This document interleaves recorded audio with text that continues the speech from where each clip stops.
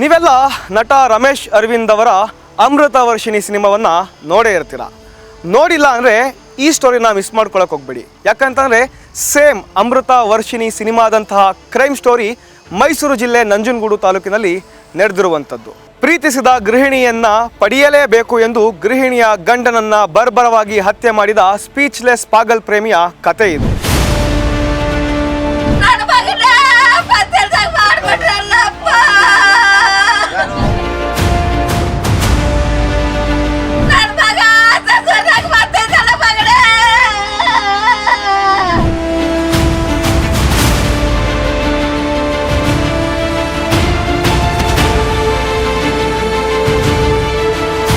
ನೀವೆಲ್ಲ ರಮೇಶ್ ಅರವಿಂದ್ ಅವರು ಅಭಿನಯಿಸಿರುವ ಅಮೃತ ವರ್ಷಿಣಿ ಸಿನಿಮಾ ನೋಡಿದ್ದೀರಾ ಅಲ್ವಾ? ನೋಡಿಲ್ಲ ಅಂದ್ರೆ ರಿಯಲ್ ಅಮೃತ ವರ್ಷಿಣಿಯ ಕಥೆಯಂತೆ ಇರುವ ನೈಜ ಘಟನೆಯ ವರದಿ ನೋಡಿ.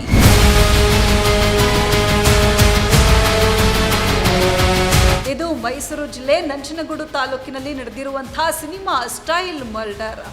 ಮದುವೆಯಾಗಿದ್ದ ಗೃಹಿಣಿಯನ್ನ ಪ್ರೀತಿಸಿ ಅವಳನ್ನ ಪಡೆಯೋದಕ್ಕೆ ಗೃಹಿಣಿಯ ಗಂಡನನ್ನ ಸಾಯಿಸಿದ ಪಾಗಲ್ ಪ್ರೇಮಿಯ ಸ್ಟೋರಿ ಇದು. ಇವಾಗ ಲಕ್ಷ್ಮಣ ಬಂದ್ರಲ್ಲ, ಇವ್ರ ಕೇಸಲ್ಲಿ ಅವರು ಸ್ವಾಮಿ ಅವ್ರದ್ದು ನಾಪತ್ತೆ ಕೇಸ್ ಇದಾಗಿದೆ. ಅದರಲ್ಲಿ ಅದು ಇವಾಗ ತನಿಖೆಯಾಗಿ ಇವಾಗ ಎಲ್ಲ ಮಾಡಿ ಇವಾಗ ಇದು ಸಾವಾಗಿದೆ. ಇವಾಗ ಮೊನ್ನೆ ದಿವಸ ತಂದು ಇವಾಗ ದಫನ್ ಮಾಡಿದ್ದೀವಿ ಇಲ್ಲಿ ನಮ್ಮ ಪಾಳೆ ಗ್ರಾಮದಲ್ಲೇ. ಈ ಕೇಸು ಹೆಚ್ಚು ಕಮ್ಮಿ 2 ತಿಂಗಳಾಯ್ತು ನಾಪತ್ತೆಯಾಗಿ. ನಾಪತ್ತೆ ಅಂದರೆ ಅದು ಯಾರು ಗೊತ್ತಿರಲಿಲ್ಲ. ಕಂಪ್ಯೂಟರ್ ನಾವೇ ಕೊಡಿಸಿದ್ವು, ಎಂಕ್ವೈರಿ ಮಾಡ್ಸೋಕೆಲ್ಲ ನಾವೇ ವಿಚಾರಣೆ ಎಲ್ಲ ಮಾಡ್ಸೋಕೆ ನಾವೇ ಇದು ಮಾಡಿದ್ವು. ಏನಪ್ಪ ಅಂದರೆ ಇದು ಮ್ಯಾಟಂಗಿದ್ರೆ ನಮ್ಗೆ ಗೊತ್ತಿಲ್ಲ. ಅದು ಈ ಮೂಗೇನವರು ಮಾಮೂಲಿ ಲಕ್ಷ್ಮಮ್ಮ, ಅದು ಸೋಚಿಯಮ್ಮ ಸವಿತಾ ಅಂತ, ಮಗನ ಹೆಸರು ಸ್ವಾಮಿ ಅಂತ. ಇಬ್ರಿಗೂ ಮಾತು ಬರೋಲ್ಲ. ಅದಂದರೆ ಮಾಮೂಲಿ ಅವ್ನು ಗಾರೆ ಕೆಲಸ ಮಾಡ್ಕೊಂಡು ಜೀವನ ಮಾಡ್ತಿದ್ದ ಸರ್ ಅವನು. ಆಮೇಲೆ ಇದು ಗಾರೆ ಕೆಲಸ ಅಂದರೆ ಲವ್ ಮ್ಯಾರೇಜ್ ಅಂದರೆ ಅದೇನೋ ಗೊತ್ತಿಲ್ಲ. ಒಟ್ಟಿನಲ್ಲಿ ಮದುವೆ ಒಟ್ಟಿನಲ್ಲಿ ಇಲ್ಲೇ ಇದ್ದವನು. ಮದುವೆ ಆದಮೇಲೆ ಅವನು ಇಲ್ಲಿ ಜೀವನ ಮಾಡ್ಕೊಂಡು ಇಲ್ಲೇ ಇದ್ದವನು ಗಾರೆ ಕೆಲಸ ಮಾಡಿಕೊಂಡು. ಅಂದರೆ ತಾಯಿ ಅಂತ ಲಕ್ಷ್ಮಮ್ಮನವರು ಇಲ್ಲಿರಲಿಲ್ಲ ಅವರು. ಯಾಕಂದರೆ ಮಗನ ಬಿಟ್ಬಿಟ್ಟು ಹೊಂಟೋಗ್ಬಿಟ್ಟಿದ್ರು ಅವರು. ಅವರು ಮೈಸೂರಲ್ಲಿ ಅವರು ಮಾಮೂಲಿ ಇದು ಮಾಡಿಕೊಂಡು ಸಂಗ ಜೀವನ ಮಾಡ್ತಿದ್ರು. ಅದು ಈಚೆಗೆ ಅಂದರೆ ಇವಾಗ ನಮ್ಮದು ಇಲ್ಲ ಊರ ಹಬ್ಬ ಮಾಡಿದ್ವು, ಕಾಳಮ್ಮನ ಹಬ್ಬ. ಅದು ಕಾಳಮ್ಮನ ಹಬ್ಬ ಮಾಡಿಗೆ ಅವನು ನಾಪತ್ತಾಗಿರೋದು ಸರ್ ಅವನು. ಅದೇ ಯಾವ ಥರ ಯಾರೇನೋ ಗೊತ್ತಿರಲಿಲ್ಲ. ಆಮೇಲೆ ಒಂದು 3 ದಿನ ಅಂದ್ಬಿಟ್ಟು ಕಂಪ್ಲೇಂಟ್ ಕೊಟ್ಟಿದ್ವು. ನಮ್ಮ ಮಾದೇವಣ್ಣ ಅವ್ರು ಕರ್ಕೊಬಿಟ್ಟು ಕಂಪ್ಲೇಂಟ್ ಕೊಟ್ಟಿದ್ರು. ಆಮೇಲೆ ಈಚೆಗೆ ನಮ್ಗೆ ಗೊತ್ತಾಗಿದ್ದು. ಆಮೇಲೆ ಇವರು ಸವಿತಾನವ್ರು ಮಾತ್ರ ಅವ್ರನ್ನೇ ನಾವು ಕರ್ಕೊಂಡೋಗ್ಬಿಟ್ಟು ಎಲ್ಲ ವಿಚಾರಣೆ ಮಾಡಿಸಿದ್ವು. ಆವಾಗ ನಮ್ಗೆ ಗೊತ್ತಿರಲಿಲ್ಲ. ಕಂಪ್ಲೇಂಟ್ ಕೊಟ್ಟಾಗ ನಮ್ಮ ಜೊತೆಲಿ ಇದ್ದಿದ್ರು ಅವರು. ನಮ್ಗೆ ಈ ಥರ ಇವ್ರು ಮಾಡೋರು ಅಂತ ನಮ್ಗೆ ಗೊತ್ತಿರಲಿಲ್ಲ ಸರ್. ಇವಾಗ ನಮಗೆ ಒಂದು ವಾರದಿಂದ ಈಚೆ ಗೊತ್ತಾಗಿತ್ತು.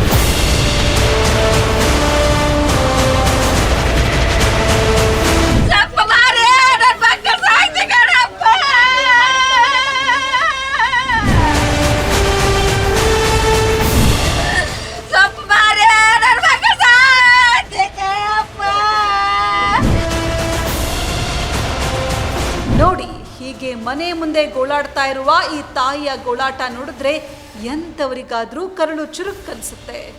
ನನ್ನ ಮಗನನ್ನ ಕೂಲಿ ಕೆಲಸ ಮಾಡಿ ಸಾಕಿದೆ ಅಂತ ತಾಯಿ ಬಿಕ್ಕಿ ಬಿಕ್ಕಿ ಹೇಳ್ತಾ ಇದ್ದಾರೆ.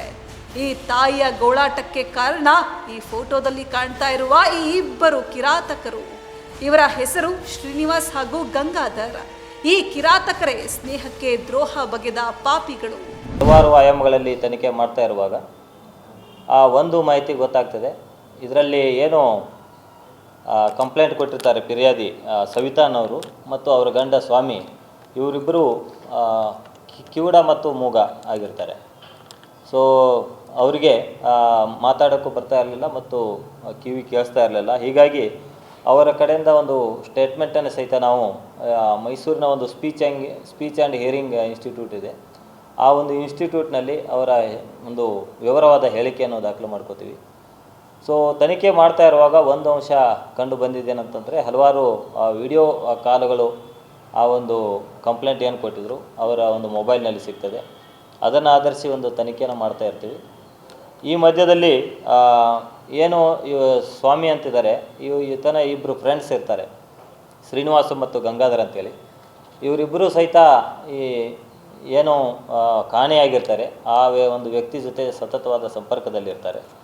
ಅದನ್ನೆಲ್ಲ ನಾವು ಆಧರಿಸಿ ಒಂದು ಕೂಲಂಕಷವಾಗಿ ತನಿಖೆ ಮಾಡಿ ಕಂಡುಕೊಂಡಾಗ ಇದರಲ್ಲಿ ಇಬ್ಬರು ಆರೋಪಿತರು ಶ್ರೀನಿವಾಸ ಮತ್ತು ಗಂಗಾಧರ್ ಅಂತೇಳಿ ಇನ್ನೊಬ್ಬ ಆರೋಪಿತನ ಜೊತೆ ಸೇರಿಕೊಂಡು ಈ ಕಾಣೆಯಾದ ಸ್ವಾಮಿ ಏನಿದ್ದಾನೆ ಆತನನ್ನು ಕೊಲೆ ಮಾಡಿರೋದು ನಮ್ಮ ತನಿಖೆಯಲ್ಲಿ ಕಂಡು ಬರ್ತದೆ. ನನ್ನ ಗಂಡನ್ನೇ ಕಳ್ಕೊಂಡೆ ಕಣಪ್ಪ.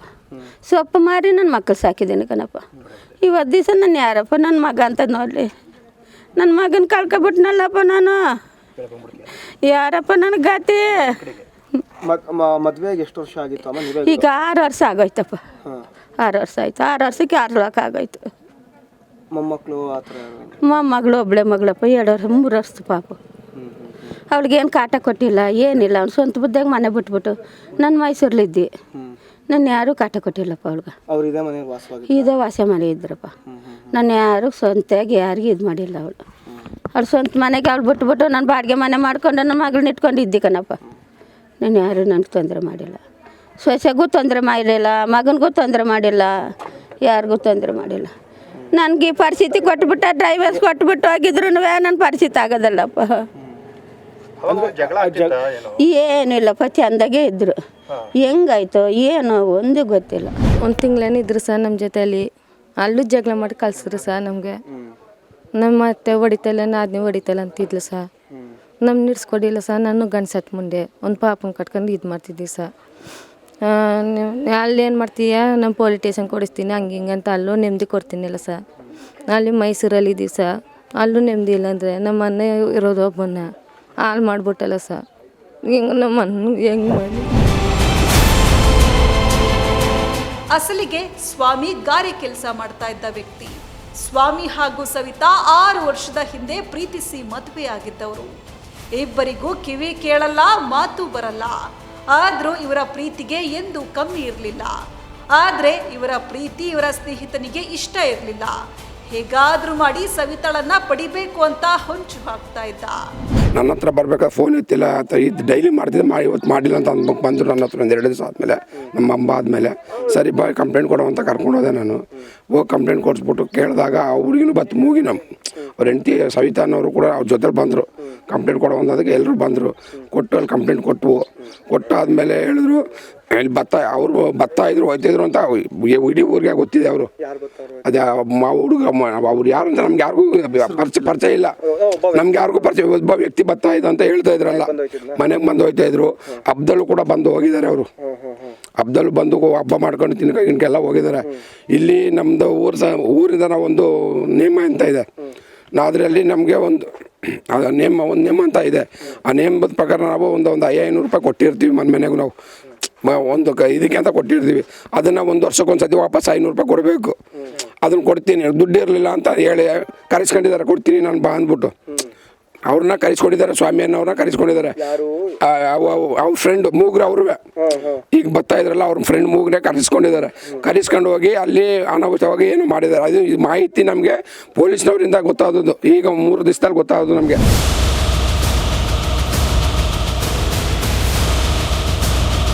ಹೀಗೆ ಕೊಲೆ ಮಾಡಿ ಸವಿತಾಳನ್ನ ಪಡಿಬೇಕು ಅಂತ ಆಸೆ ಪಡ್ತಾ ಇದ್ದ ಶ್ರೀನಿವಾಸನಿಗೆ ಈಗ ಜೈಲೇ ಗತಿಯಾಗಿದೆ.